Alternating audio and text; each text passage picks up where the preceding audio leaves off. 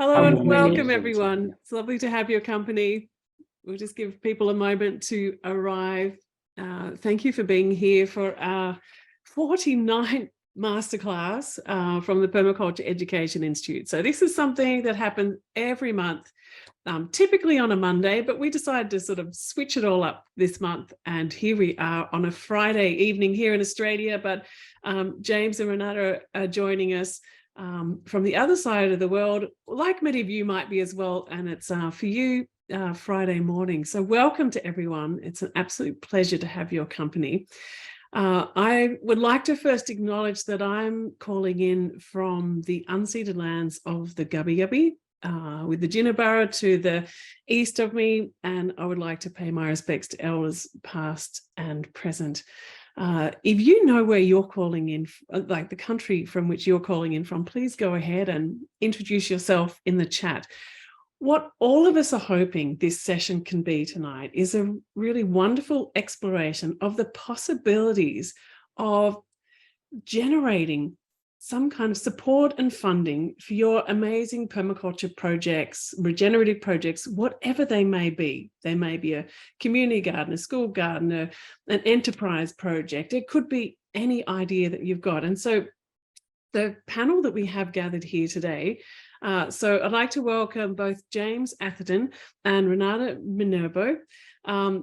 James is joining us from, gosh, you've got so many different titles, James. Let me see if I can get them all, and you can add in a few as well. So from the Last Spring Prize, from Refund, from Realliance and Regenerosity. So a lot of different experience in sourcing, accessing and distributing funds, a lot through things like prizes, but also the trust-based philanthropy and a lot of relational type of conversations that happen and collaboration. So a huge resource here. Thank you for joining us, James.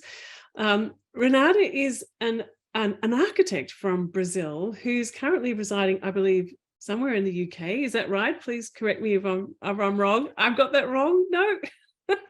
I'm in South Africa at the moment, but it's even know where we live, so that's don't worry. Right. Okay, so Renata is from Brazil originally and joining us from South Africa, and she's the head of philanthropy at Be the Earth Foundation. And I know that James and Renata have been collaborating as well. And I have only just recently met Renata, thanks to James. And James and I have had conversations for a long time now, and more recently, particularly because the ETHOS Foundation, which is one of the organizations that I host, was the host this last year of the Youth in Permaculture Prize. So how we're going to have a go at this today is firstly share a little bit from each of our different perspectives, because my perspective is a lot about how to generate sort of local, small scale, community connected type of funds. James is going to talk more about the prizes and those sorts of relational collaborations that he's working with. And Renata is going to talk more, I think, at a bigger scale and in terms of, you know, social enterprise and the trust-based philanthropy work that she's doing. So please ask your questions in the chat as we're going through. We'll be looking there to see how we can weave those in, and if we miss them while we're going, we can come back to them at the end. But we'll also hopefully spend we're not going to present for too long, each of us, for the idea that we want to leave space for all of you to bring in your questions, or also other fantastic ways that you know of generating support for local projects. So I'd like to also just say that there's a number of people here who are joining live, but hello to all of you who are watching this as a recording, because I know that this is going to go out far and wide after this event too. So what I'll do now is just share my screen and jump into my little presentation. So excuse me for a moment while I just do that. Hopefully I haven't got too many things in the background. All right. Here we are. Okay, so I hope you can all see that now. So I just wanted to, say that there is a really broad range of different kind of projects that we wanted to explore today. And they are looking at how you can generate alternatives, the kind of the standard fundraising that you know of, from whether it be tithing or business-based fundraising, trust-based philanthropy, crowdfunding, prizes, social enterprise, collaborations, or community-based projects. So the kind of work that I do is situated within this ecology of organizations. I host the Permaculture Education Institute, the ETHOS Foundation, and also support and mentor the global Perma Youth. So I wanted to talk mostly from the perspective of ETHOS Foundation, because this is a registered charity that I run, and our main goal is to try and find as much support as we can from within our community that extends through the Perma Youth and through the Permaculture Education Institute and permaculture communities everywhere, to support those people who are particularly in refugee settlements throughout East Africa, but also other villages and communities. And we send 100% of donations. So whatever anyone gives into our organization, we send it across. And I've set it from my perspective to cover all the administrative costs, so that as much of your support always ends up going to the communities. And what I found, people often said, look, thank you so much for creating this space. You know, like I always felt bad when I was starting out doing this. Oh, I don't want to keep asking people for money, but often people do say to me, thank you for the opportunity to be able to support so directly to people. I know that when I'm going to give money through to your programs, that it's going to go directly to where I think it's going to go to. So over the last year, just in small donations, we've been able to raise $63,000. So it was in a big spectrum of a big charity, that's kind of peanuts, but it goes so far. And also through the collaborations we have with other organizations, we've also been able to support the distribution of another 33,000. So it was almost 100,000 just from these small conversations, which is phenomenal. And I'm so grateful for everyone to support this. So you can find out more about our work at ETHOS Foundation. I have to let you know that our website, this is our brand new website, and it's just evolving. So you'll find more and more things there soon. So what we support mostly is anything that's coming that is designed and led by the community, their ideas, their projects, their directives. So that's everything from permaculture education, local food security gardens, seeds and gardening tools, free youth education, a particular big focus too on period poverty, and focusing on nutrition and health, and how permaculture gardens and waste-free addressing of menstrual health is a big part of permaculture too. And I was talking to one of the women who runs this program, and she was saying, well, in our permaculture courses, we run a session on health and menstrual health because we run programs for women. I thought that was just fascinating. And also a lot of songwriting and filmmaking. What I wanted to focus on today too was this idea that the kind of way that we raise funds is we put on a whole lot of free events all the time, like today, for example, and they're all free, but we've been able to raise this year $14,000 just from these events, from people donating. They might donate a couple of dollars, they might donate $100. And that's been really wonderful way of generating funds. So it's kind of like a gift into the community. And so they could be, monthly film clubs, monthly masterclasses, skills events, conversations and panels with Indigenous communities. We also run a whole series of events that collaborate with themes. So there'll be the theme around International Permaculture Day. So we have another one of those coming through really soon. And we're looking forward to that. World Localization Day with Helena Norberg Hodge. So we have a month of events that we plan around collaborating with her work. And then also there's Urban Agriculture Day. So again, collaborating with the Australian Urban Agriculture Month.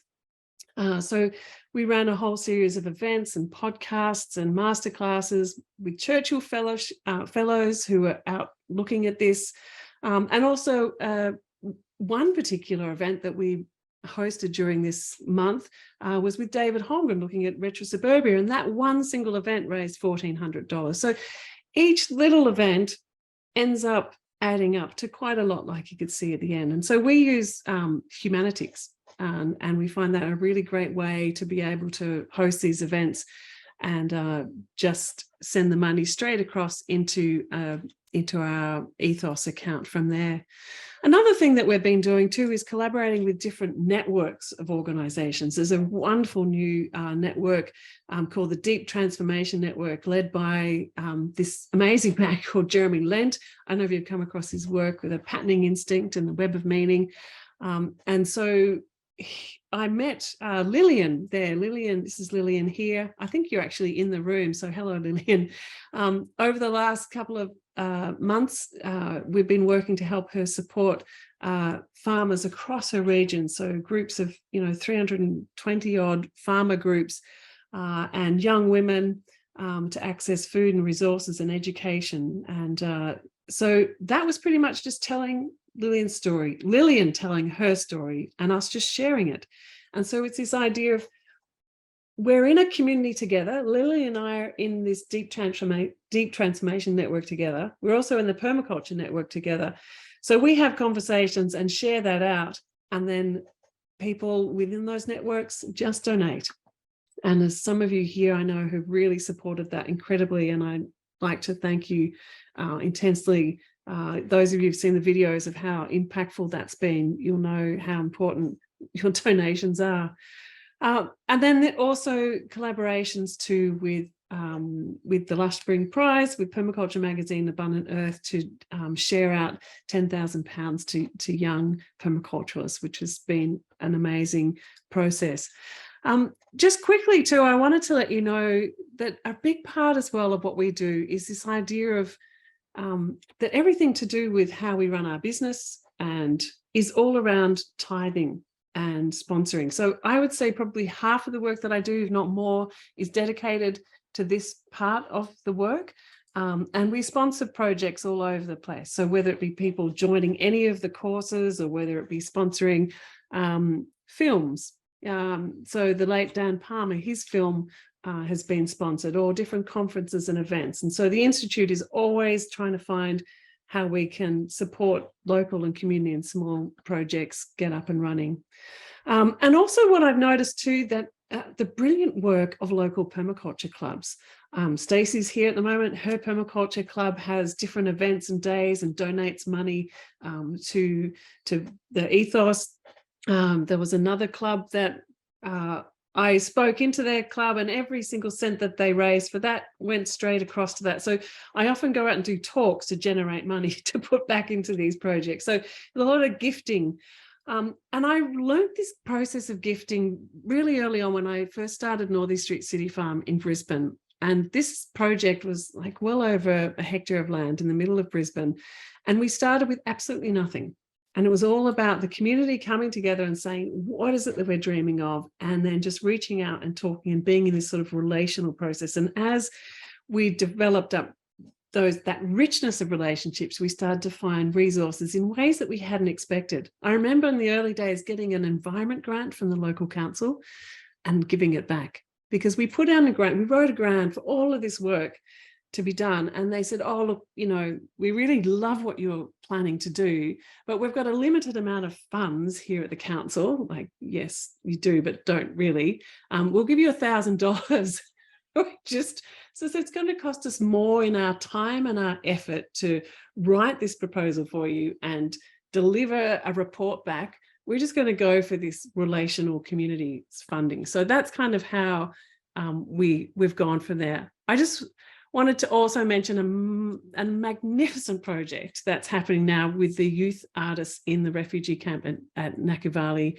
And Stacey's really been helping organise this as well, is to support local artists, young teenagers who are brilliant artists. Like, look at their work, it's phenomenal. So we've been commissioning their art so that it funds them to do artwork, but also now starting to get them to whatever they want to be drawing, to send it through us and we can share it out into the community. So it's an enterprise for the artists, but it's supported through the Permaculture Network.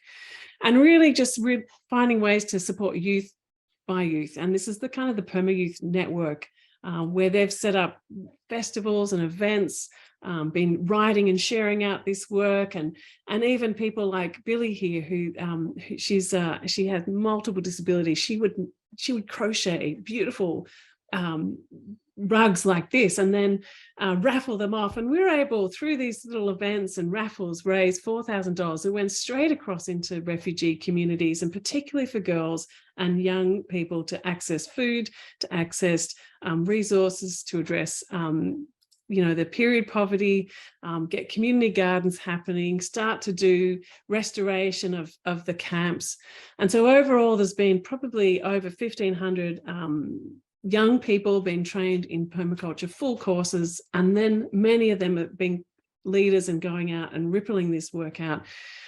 We've just been able to sponsor the first ever teaching where all of the different groups came back in and started teaching each other. Like some would say, oh, I know a lot about mushrooms, or the sanitary pad work, or the training of the trainers. So there was this fantastic event that's going on, and this is all what we call kind of the practivism.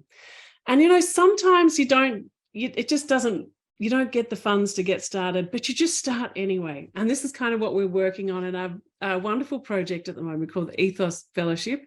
And it's kind of like our university without walls. So we're connecting young people with leading ecological thinkers of our time and finding ways to connect up this. So I'm really excited about this project. It starts tomorrow. We have no funding for it, but it doesn't matter. We're all going to pitch in and make it happen anyway.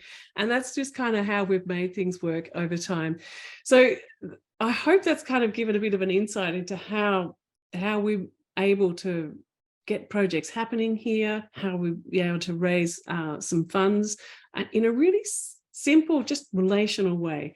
I'd like to maybe hand over to James. Would you like to go next? I'll stop sharing my screen. And maybe we can, maybe we can, I'll keep an eye out for questions in the chat. If you want to ask me any questions while James starts as well, I can be checking that out, and then we can have more of a chat at the end too. All right. Thank you, James. Thank you so much, Morag, and thank you so much for having us. It's great to be here with you and with Renata as well too. And like you said, I think the conversation's going to be great. I know there's a lot of wisdom in this room, so I look forward to hearing everyone's thoughts too when we discuss. But I would really love to discuss another model of seeking funds. So Morag was talking a lot about how we can use this term relational funding, which I really like, funding that's very grassroots, based in community. But I'd like to introduce another form of fundraising, which is applying for prizes and the kind of lessons that prizes can give us, because it's a really interesting model of funding and fundraising, and I think we can learn something from it. So as Morag mentioned, I'm from an organization called Lush, which is actually a cosmetics organization. And thank you for the mouthful earlier, Morag, all the other organizations as well too. Well done for remembering them all. But Lush is a cosmetics organization which has this prize called the Spring Prize. And we've collaborated with ETHOS Foundation and MORAG, and also Be the Earth Foundation and Renata as well too. And the Spring Prize is a £200,000 plus prize fund, and also other activities, because we love to focus on, it's not just about the funds and the money, but it's all about celebrating and elevating each other's work, platforming each other's work, and also learning from one another. We love to host kind of peer-to-peer knowledge workshops around the prize as well too. So some lessons from prizes, I think. One of the special things about prizes is that it focuses more on celebration, I think. Often in traditional fundraising, it's about, future work, you're applying for specific projects that are happening in the future, whereas prize programs are often about work that has been already done or work that is currently being done. So at the Spring Prize, we focus on kind of achievements within work as well as future work as well too. And I love the process of applying for prizes myself as well too. Like Mark said, I also work for some nonprofit organizations, so I've done some fundraising as well too for that work. So it's interesting having perspective on kind of both angles as well. But I love the process of applying for prizes because it almost forces us, it almost encourages us to celebrate work that has been done. And this kind of leads us into how can we tell stories about the work that we've done in a way that inspires others? And this isn't just for application writing or for writing prize applications, but I think in our collective movement, in the permaculture movement and regenerative movements, we're at a time when we need to share stories very widely about this work. With all these intersecting crises, we need to be storytellers to inspire people to, come into this work, to invite people into our work and our communities. So this process of applying for prizes is really interesting because it encourages us to be storytellers. And later on, and I'd love to hear everyone's thoughts here as well too, because I know there are a lot of experts in the room, but we can almost learn from different kind of storytelling and journalistic tools when we're writing applications and when we're writing prizes. And it's not about, when I said this to someone the other day, I think in the English language, at least in Australia and where I'm from and the UK where I live, when you say kind of, oh, you're telling stories, there's almost this, someone said to me the other day, oh, so do you mean lying? Like, oh my gosh, no, not at all. Because of this saying like, oh, you're telling tall stories or whatever. But no, not at all. It's about, like we said, finding the work that you have done and telling it in a way that motivates people and inspires people to come in and hear your perspective. And I think that's really important to kind of hone those skills.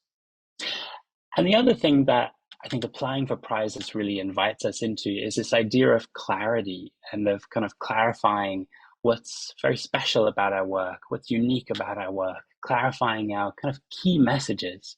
And the process of applying for prizes or grants really invites us to do this. And I love to tell a story of, so one of the organizations I work with called Realliance, and MORAG's a member of the Realliance network as well, and some other people here.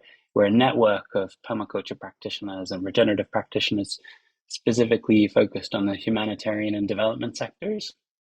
And so I work on the core team of Realliance as well.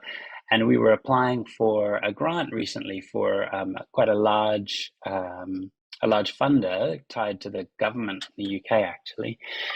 And the process was, I don't know if this is a good story actually, because it's quite sad in some ways, but the process was so intense. The process really forced us into this idea of clarity, of, writing new policies that we hadn't thought of before, of, really making sure our messages were very clear. But after this very intense process, which took something like 6 months, I reflected afterwards and I thought, wow, this process was actually really important because it forced us into clarity. It forced us to go through a process that really, we came out the other end with very clear messages, clear aims.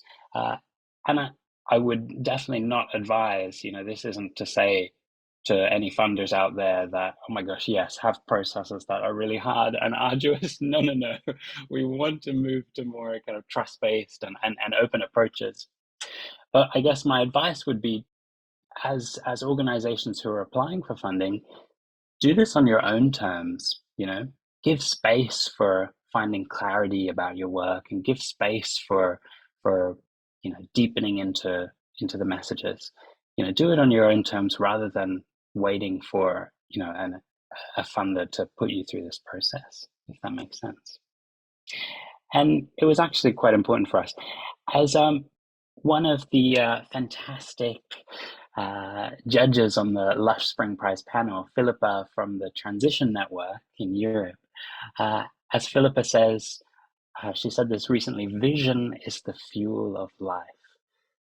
And I really loved this when she said this, and I've quoted her a number of times because I thought this is what we're saying, right? We're saying invite people into your vision, have clarity in your vision and invite people in when you're writing prize applications or funding applications.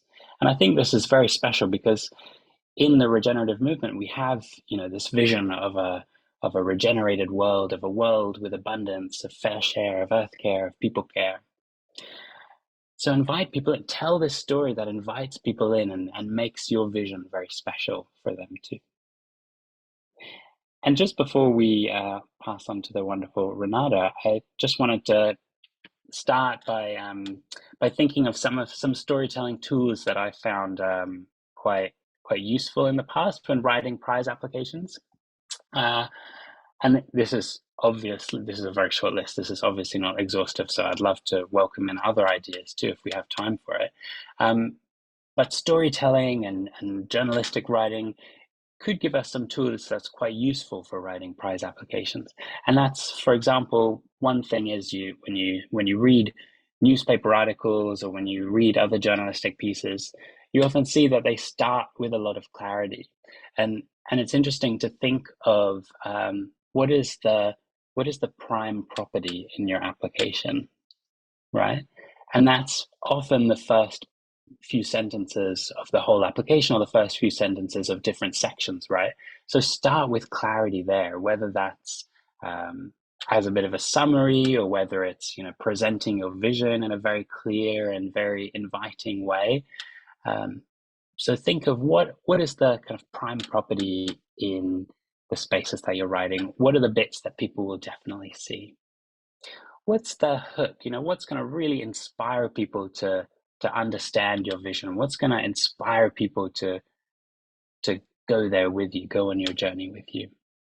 And of course, everyone's work has such beautifulness and uniqueness and something that makes you very special. And I think it's important to celebrate that, celebrate your specialness and your uniquenesses, because, if there's anywhere to do it, it's a funding application, right?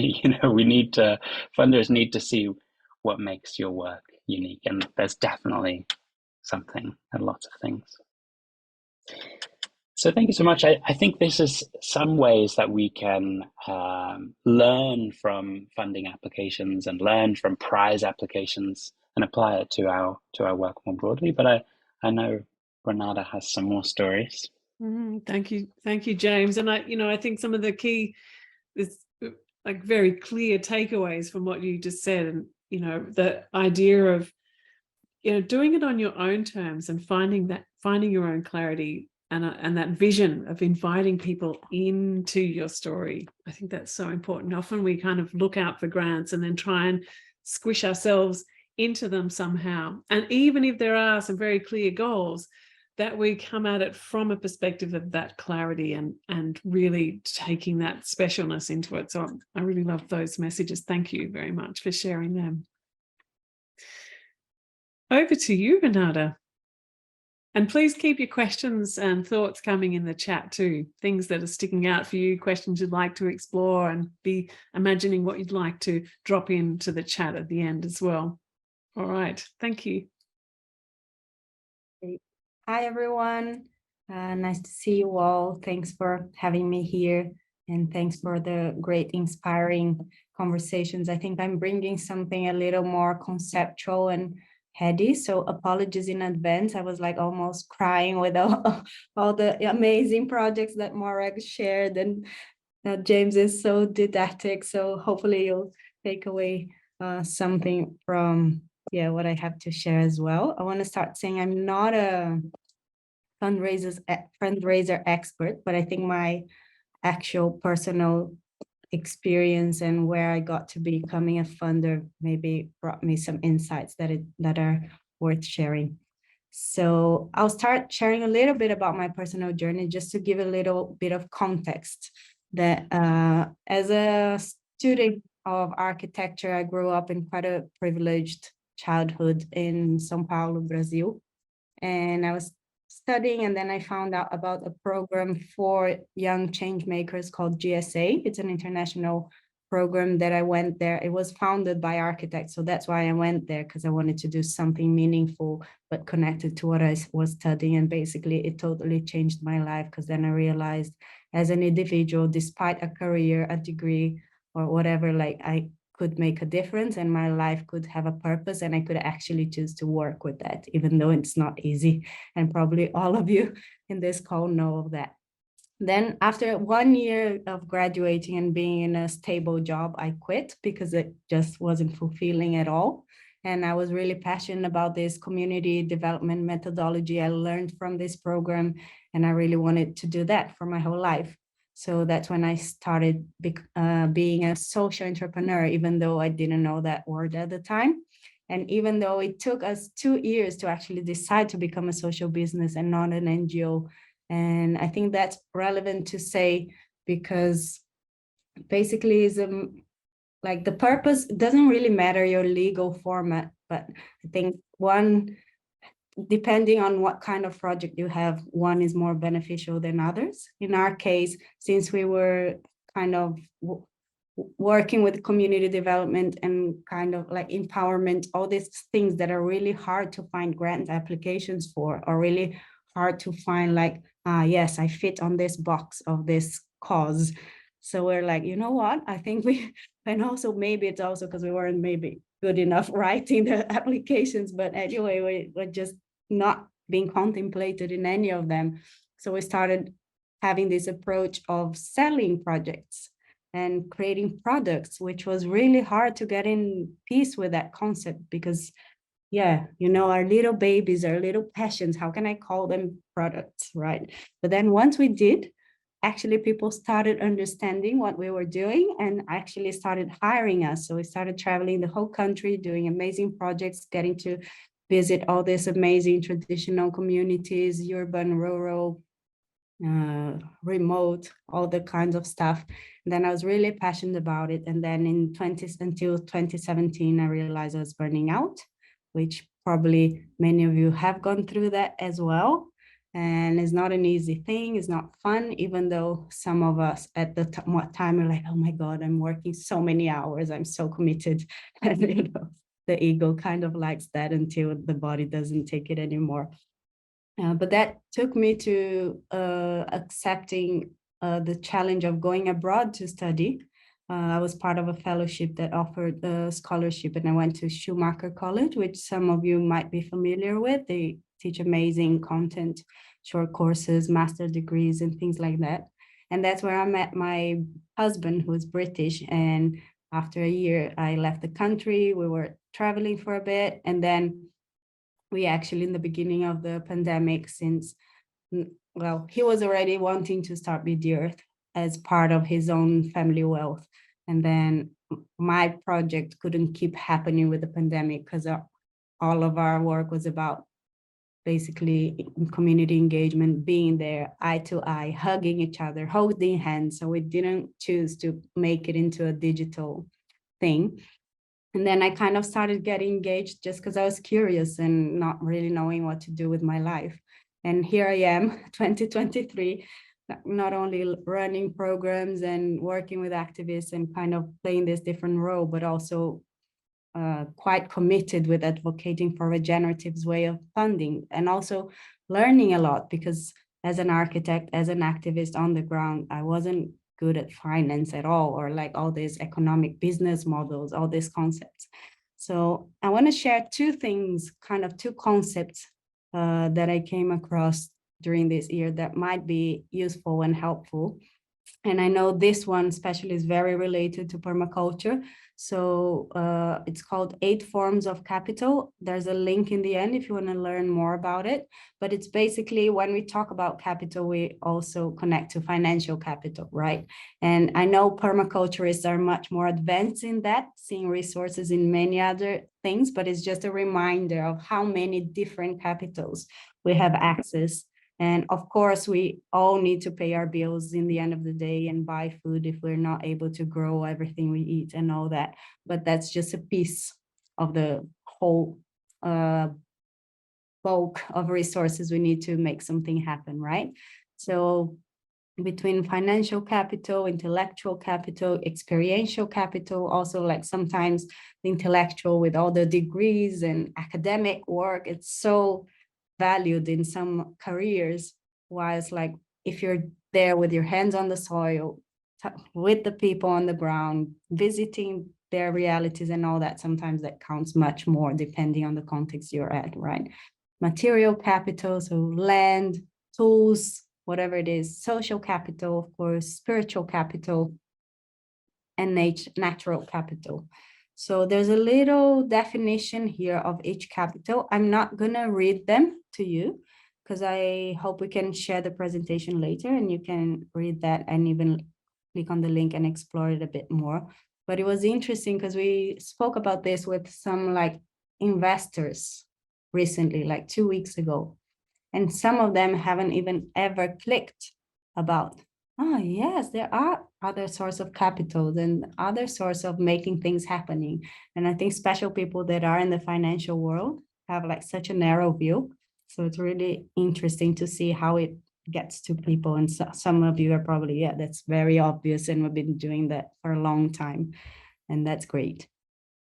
And then what I like about this concept as well is that time is the center of all the capitals. I didn't mention it, but if you see in the center of the flower, there's time. And we realize that's the one thing we can't regenerate. We can't rebuild time. So I guess it's like how we use our time, how we use people's time, how we, choose to live our lives, basically. I think that's our most precious capital. And many times we do have to do things we're not in love with, but hopefully we can add more and more and grow the things that fuels us to keep alive and keep getting out of bed every morning. So I think it's just an acknowledgement, and also you choosing to use your time to be here. So that's a big gift that you're giving to us. And thank you for that. And then when we decided to do this panel, and I was like, oh my God, but I'm not a fundraiser, I'm not a financial expert. Like, what am I going to share with these people? So I started researching a bit. And then I came across with this organization called Radical Flexibility Fund. And I'm basically in love with their website and in love with their content. So there are these 10 radical actions that they recommend reflection on, and it's both focused on funders and organizations, because sometimes funders are only offering grant opportunities per project, wanting all the huge due diligence, the giant reports, and all that burden that we all know about. And also sometimes the organizations are also attached to just applying to grants or just executing projects, or, also with a narrow view, because that's what they've been asked their whole lives, but also not questioning back, even on their report, right? Like, look, great, we want to do regeneration, but that you can't regenerate a land or whatever community in 1 year. So you need to think of longer term funding, So I think it's a two ways, because if funders that are in such a comfortable place of making the decisions, sitting there waiting for the results and all that, if they're not questioned and if they're not provoked, it's very rare that they will change their mindset, because it's very rare that people in these positions are going to the communities and actually seeing the reality, what is to be doing a regenerative project, right? So they also have a toolkit of all these different financial models. And there's this thing that is starting to be trendy called blended finance, which I came across a while ago, and in my head was mostly like when investment and philanthropy work together. And then this kind of did in my mind, because it's beyond investment and philanthropy. There are so many ways of doing that. So I just did a print screen of one of the pages to see, like, when you're impact only focused, so they're grants, they're the prizes. When you think of impact first, you have loans, you have recoverable grants, program related investments. I don't even know the details of exactly what they mean, but I think I bring in this here just to like expand a bit of what's possible. And that because in Be the Earth, we have been doing a lot of blended finance, and we just recently, last year, started doing some risky loans that we call that. The idea is just that we can get the money back so we can reinvest and not just keep spending down our existing budget, right? So that's one model. Convertible grants. Anyway, there's so many ways that, depending on the proposal or how you frame it, like James said, the kind of clarity, what's the vision, and you can combine all these different models. So I guess that's it for now. I would love to hear some questions, some comments. I know different countries have different access to realities and opportunities. I know most of this amazing alternative financial models are happening in the global north, unfortunately, but there are some of the global north organizations that do fund global south. But hopefully, if we talk enough about it and if we can ask enough questions, people will, start to embrace more of this diverse ways of doing funding that are more relational and less bureaucratic. So thank you so much. I'm gonna stop sharing my screen. Thank you so much, Renata. And again, you know, like a whole world of thinking there to explore. And I really loved what you shared there about that radical flexibility fund, and thinking about too that the blended, like all the different ways you can bring things together, and where you started too, saying that decision that you made about whether to be a social business, a social enterprise, or an NGO, and even those kind of questions, and really looking at how, you know, even the funds aren't just necessarily going out, but you've got the grants that will come back around again. So there's lots of richness of ideas there. I really do encourage you, you know, to maybe come back around and have a listen again to the detail, and to read the presentation. I'll be editing this and sharing it with you shortly afterwards. But right now, I think what I would love to do, maybe Stacey, if you wouldn't mind unspotlighting us, and we can go back into the whole gallery view of everybody. And sorry to interrupt. I forgot to mention something that I think is really relevant. Oh, please go ahead. Yeah. Thing I went through as well. And actually this week I spoke to one of our groups that we support, and they're going through that it's also making peace with money. Because I think when we're so passionate about things, and then it's like, how do you monetize? How do you value financially how much your knowledge and your time is worth? And then this group that we were speaking to, they are working with like hunger issues. And then it's like, they're like, how can I take a salary if all these people have nothing to eat? And it's like, okay, but you also need something to eat, and you also need to not have 3 jobs in order to do this.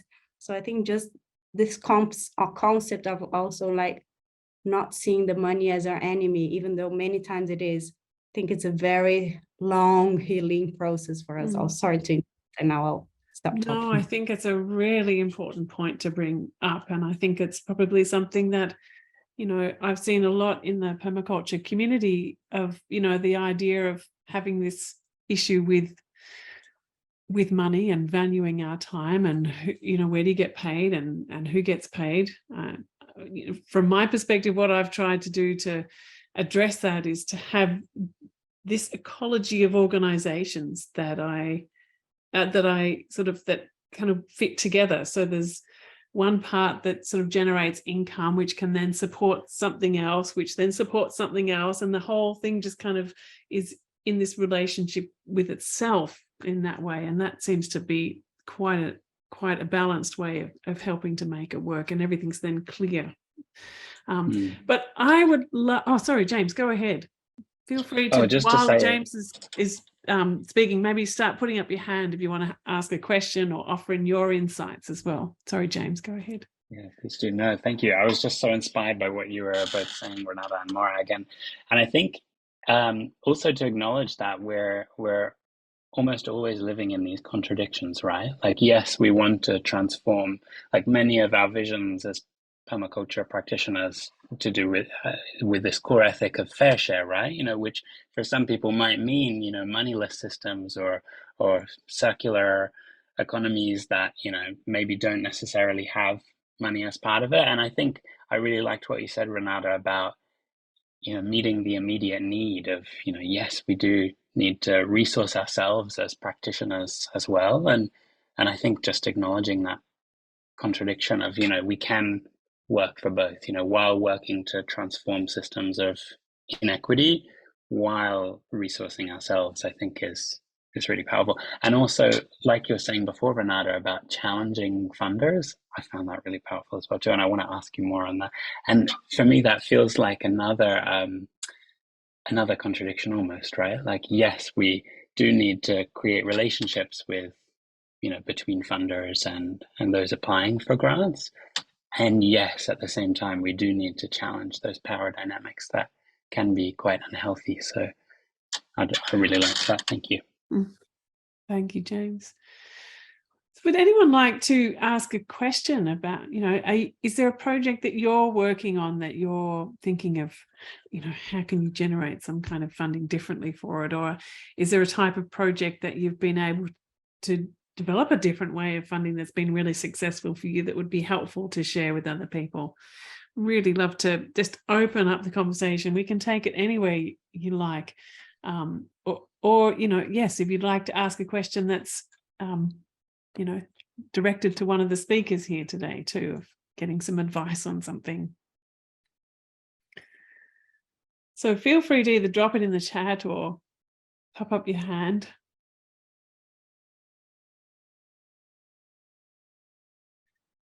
Danielle has asked, has anyone tried crowdfunding for local projects?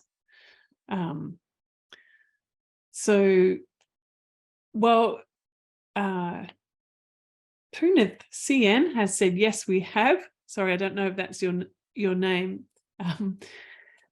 If you want to drop in and say about your experience as well, but while you're jumping in, I might just share you a little bit about what we've been able to do with the film project that I was mentioning earlier. So as well as setting up the crowdfunding project to generate some support for it, there was a whole lot of events that would happen to bring people together and to celebrate. And I think when James was talking about celebration and how that brings clarity and how it invites people, I think this is a really important one. How can you invite people to come and play in this space that you're creating, rather than just asking for money? But how is it a reciprocal gift that people love coming along and being part of it, because it's playful, it's interesting, it's fun, there's resources you get, there's something that's in it for everybody. So this film project, for example, there was a fantastic event that was hosted with Costa Georgiadis and Charlie McGee playing his music, and David Holger was there sharing his, there was this wonderful event where people felt so engaged with, and it was just a beautiful community space to be being part of. And then Costa, for those of you who don't know, Costa's this amazing TV presenter from Australia who's there, leads up Gardening Australia, and he's also a permaculture advocate. He was there. He's so good at this. He manages this digital space, and he was encouraging people as they're going along, saying, we're only at, 20,000. We need to get a little bit more. And he was like updating people along the way. And before we knew it, we'd hit the goal and gone beyond it. So finding allies who are possibly, it's this, I don't know, I hate to say it really, but it's that kind of celebrity effect of inviting people in who then attract other people in to come and play. So having David there and Costa there and other people as part of that was an opportunity to really bring people to get to know what was going on. And so that helped with that local. So maybe there's someone who's locally well known. Could be a local chef. It could be the local mayor. It could be someone who has standing in your local community that can come out and stand up with you and be an ally. And I think that's really super helpful. Paulino. Hi, Paulino. Go ahead. Hi, everyone. Paulino from Naki Valley Refugee Settlement. Yeah, my question was about James have been sharing, and I would love to ask about the story. What strategy can you take or can you apply to connect your story to your audience? Do you want to have a go at that, James? Good question, Paulina. And I think there's, first of all, there's no one answer, right? I think each story will have, a way that is best told. And also I think it's important to think about the medium. So obviously, if you're writing a grant application or a prize application, obviously the the medium is probably written, but some stories, it could be interesting to explore other ways of. I know some funders who invite applications in other ways other than writing. So it's good to think about what is it about your work that could be shared in other ways as well. So for example, I know some people who've applied for grants or prizes who have done a voice recording, and it's quite special for people to hear, for example, hear the birds singing in this beautiful biodiversity rich space that you've created, your permaculture garden that invites so many birds and other animals, so do that recording. Or maybe you have this gorgeous, luscious food forest, and it just invites pictures, or it just invites video. So thinking about the medium of how you're telling your story is quite important too. But I know there are some great storytellers here, so maybe others have advice too. Thank you, James. I think that's a really beautiful way of bringing that context and sharing. Like I know for the example of many of those of you who are here now, and I mean Lillian's just done some really beautiful examples of storytelling. So when she was receiving some funds, excuse me, I'm just going to have a cough. Thought I was going to get by without showing that I was a bit sick. Never mind. So Lillian shared, she would bring together her women's group. So when the seeds arrived, after the funding was gathered and we were able to deliver it to her, they went out and they bought a massive amount of seeds that they were going to deliver out to hundreds of women farmers. And so Lillian, what she did was she actually filmed the getting of the seeds, the seed procession coming down the street with the singing that was going on, and then the sharing out of the seeds and the faces of the women. So someone was there with Lillian taking photos of what was happening along the way. So it was a visual story. And she just sent me all of the raw video, and I put it together into like a 1 or 2 minute little clip. And so that kind of visual storytelling was like, okay, a whole lot of people have just delivered some funding. Some people put a lot of money in. Some people just put a little bit of money, but it was all valuable.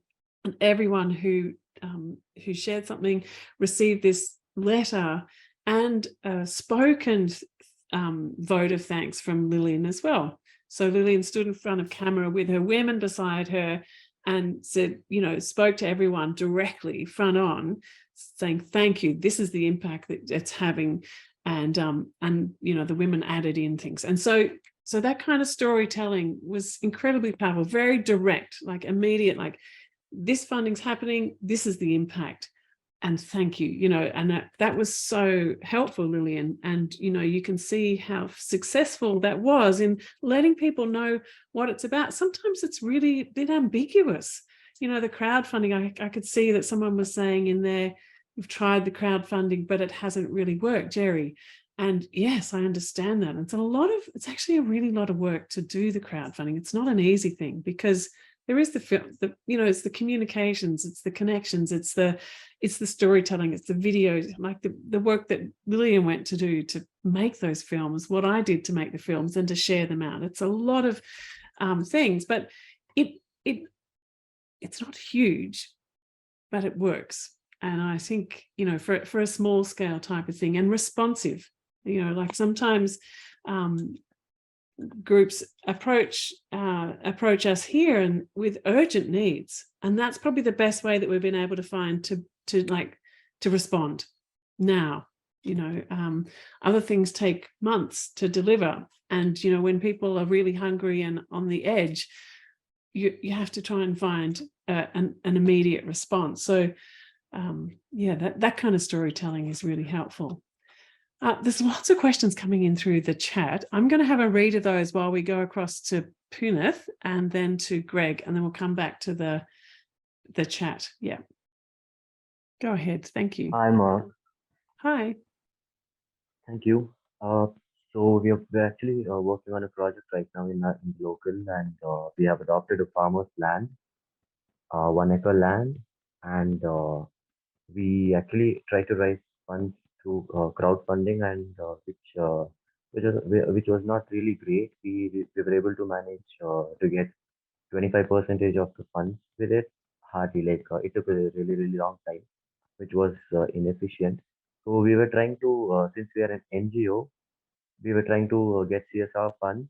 But the challenge we were facing with CSR is that since we are an NGO working on this project, so people are hello. We just lost you for a moment there. Yeah, I think you're back. yeah, I'm back. Yeah. So since we are doing ecological projects, I don't think most of them are understanding what we are really doing. So we are finding it difficult there to approach CSR. So anybody who has approached CSR, and sorry about the dog. Uh, I think your Yeah. dog wants to ask the question. Myra. So yeah, that's my question. Myra, no, that's my question. Has anybody approached CSR, and has anybody successfully gotten CSR funds? What was your way of approach? And yeah, it would be great if I get some input with that. I didn't quite catch the question. Did anyone, Renata or James, did you catch the question through the dog barking as well? Sorry, Renata. So Maybe type it. Could CSR you type it? Because funds, it was. yes, It was. I could do that. Yeah, great. Okay, we'll come back to you. All right, we'll go to you, Greg. And I'm also conscious that we're almost at the top of the hour as well. So let's, if we can keep our questions short, then we can respond to more people as we possibly can. So go ahead, Greg. Thank you. You're on mute. I thought I was going to get by without doing that today. That working now? Yeah, great. Cool. Okay. One of the important strategies we found in going for grants was to clearly identify what you want and then find a funding agency who will provide that sort of material for you. So don't go the other way where you just go wildly out for funding and then try and find where you can use it. So that was important. Our biggest problem is not getting money, it's dealing with local government. To give you an example, we went out to get funding for a toilet, which we don't have on Millen Farm at the moment. We were successful 9 months ago in getting $54,000 to fit out a Clivis Moultrie toilet with access for disability people or people with disabilities. Local government are now requiring us to submit an improvement works application because we lease the land off local government 9 months in advance before we do anything. So it's really impossible just dealing with local government. You've got to think years ahead, and that's been our biggest issue. So heads up for anybody who's dealing with local government, it's not easy. Yeah, and particularly if you're on land that you're leasing and like you're saying, trying to do something different, particularly in the plumbing department. It seems to always be. Initially, we were told we didn't need to provide an improvement works application. 6 months later, they said we need to provide one.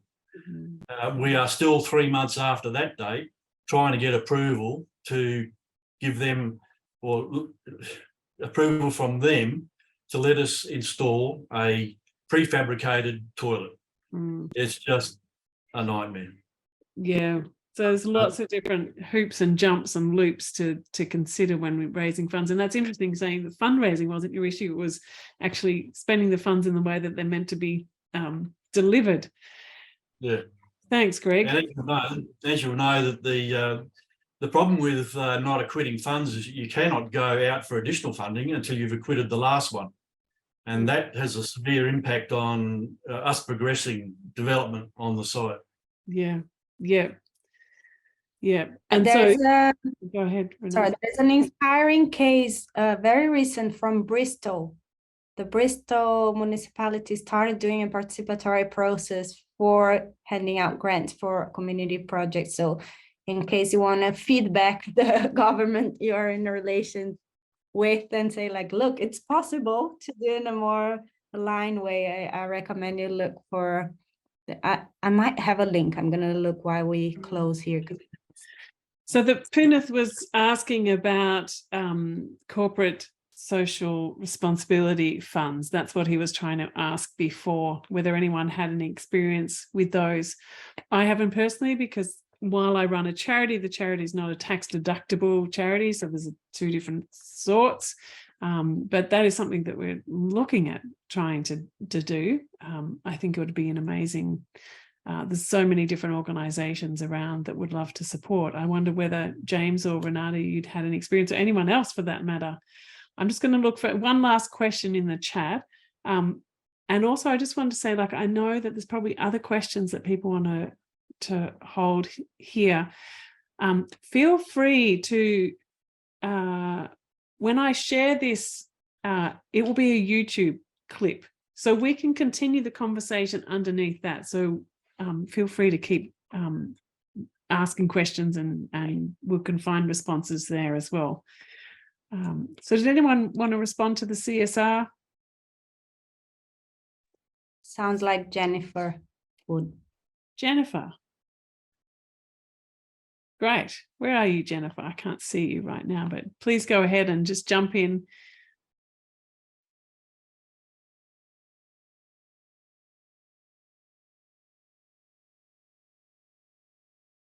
Hi. Hi. Hi, everyone. Sorry. Can you hear me? Yes, perfectly. Sorry. Hi. Sorry, I'm on the go right now. But what's the question on CSR? Just general knowledge, or a little bit more deeper? A little bit deeper. I think there was quite a question to do with how to find ways to use like CSR as a way to support eco-village development and permaculture projects, I suppose. But that was as far as I could hear. I couldn't hear the question properly. Yeah, sorry. Yeah, CSR is, as it's defined, corporate social responsibility. So it's typically a foundation owned or set up by companies, and it's run separately out of the companies and funded by the profit from those companies. Okay, typically they fund projects that are aligned with the corporate objectives and support the corporate strategy mainly, and for them to be able to tick a lot of the boxes in some of their sustainability and kind of ESG or social responsibilities. Okay, so in terms of getting funding from them, you really need to be aligned with the vision and vision of that particular foundation, company foundation. And yeah, so you really just have to study the different types of CSRs that's aligned with the projects that you want funded. Some of them do give money, some of them donate time of the employees. And so it all comes in different types of packages. Yeah. That's basically what it is. So if you need more information, I mean, as I said, I'm actually like the co-chair of Global Eco Village right now, international anyway, Gen International, and we're looking into different types of funding moving forward. Wonderful. And my background is investment banking, so just so you know. That's a wonderful, wonderful thing to bring into that. And I noticed, Jennifer, that you've got your email there, so if people would like to follow up with you. Thank you so much for that. Renata, go ahead. Thank you. Just to add to the answer I wrote on the chat, but like if you're also addressing a challenge they have, so you almost become like a service provider rather than their charity project. So that's one thing that, as we were working with community engagement, many times they had conflicts, and then we went there to mediate and ended up being able to bring our methodology in.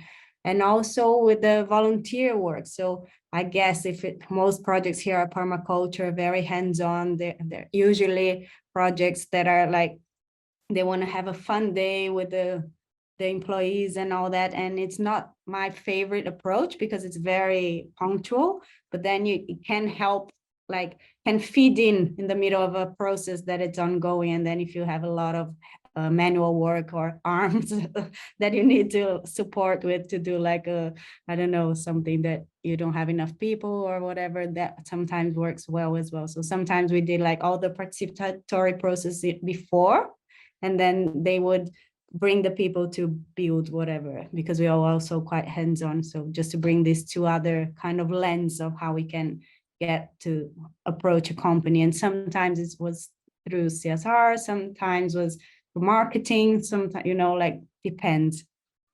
So I it's love not that. just, I think, you know, that idea of being a service provider and linking that back to your project. And I think that brings us kind of a really nice full circle back into this idea of really being in relationship with those organization groups, funders that you're wanting to try and gather support from. I think the more that we find that relationship, we don't find ourselves ending up in those sort of conflictual situations or misunderstandings, and so I think for me that's one of the biggest lessons that I've learned, is that it's very much a conversation, and it's something that's ongoing. And so, you know, every day I'm in conversation with people around the world who are supporting or receiving or describing what they need or sharing the impact, and just trying to keep that communication flowing. And often, you know, it also is around creating conversations like this. Like, you know, Brenda's here in this room, for example, who is a recipient of the Youth in Permaculture Prize, which also has a relationship to James, and Roland's here, who's also had a relationship to the ETHOS Foundation and Perma Youth. And, you know, I can see Lizzie there who volunteers for the ETHOS. Like there's this relationship going on in this room right here, right now, people who have all different kind of things going on. And I think that's really important, that we create the spaces where the conversations can happen and the relationships can build, and in a way, you know, all different ways. And whether that be a local food feast or some music down the park. Down at Northey Street City Farm, we used to put on every month an all-you-can-eat feast from donated food from all the shops from up and down the street, invited anyone we could find who had a musical instrument come and play some music. Before we found out that it was not the right thing to do, we used to also put on a big bonfire until the fire brigade came in one day and told us that, sorry, that's probably not the right thing to do. This is ancient Brisbane, so very different from these days. Yeah, look, I don't know, is there any last words that you want to say, James and Renata? If there's one thing, for me, the one thing is really about building relationships and inviting people to come and play and being part of this, and listening, like always listening. Like, what is it that people are needing? What is it? How is it people wanting to help? How are the ways that people would like to contribute in different ways? And how can I connect the dots? Like, I really feel like it's a space holder in a way. James or Renata, do you want to add anything? There's something I've been really inspired by listening to everyone is just the kind of creativity and breadth of possible approaches. You know, there's no one way to do this. And I just think this diversity of approaches is great and what we need. So yeah, get creative and yeah, try fantastic new things as well. So it's fantastic. And it was really great to learn from everyone here as well too. Thank you. Thank you, James. yeah, thank you all. And also a reminder of how monoculture doesn't work in any context, does it? And I think that includes funding. So just a reminder of, if we love biodiversity and we know why, all the reasons that's important. I think there are many sectors in life, in projects, in everywhere that we can have that mindset. That's a beautiful way to finish it. Thank you. And, you know, always taking in, you know, from a permaculture perspective anyway, really bring in those ethics and the principles, and it just makes sense even for fund, you know, approaching the fundraising in that way too. Well, I'd like to extend an enormous thanks to both James and Renata for joining me today in sharing your stories here, but also to every single one of you as well for being here, for sharing in the chat and speaking up as well. You know, I really do hope that there's been some something, maybe a spark, maybe something might settle later on as you're walking down the river or wherever it might be, and think, oh, that's something that I could do. And like I said, if you will try and keep responding to the different questions, please feel free to share this out with anyone you think might like to listen to it, and also to keep asking questions and having a conversation below the recording. So thank you, everyone. It's been an absolute pleasure to have your company here today. I hope to see you again at another event, and good luck with all of your projects. Thank you, and good night or good morning.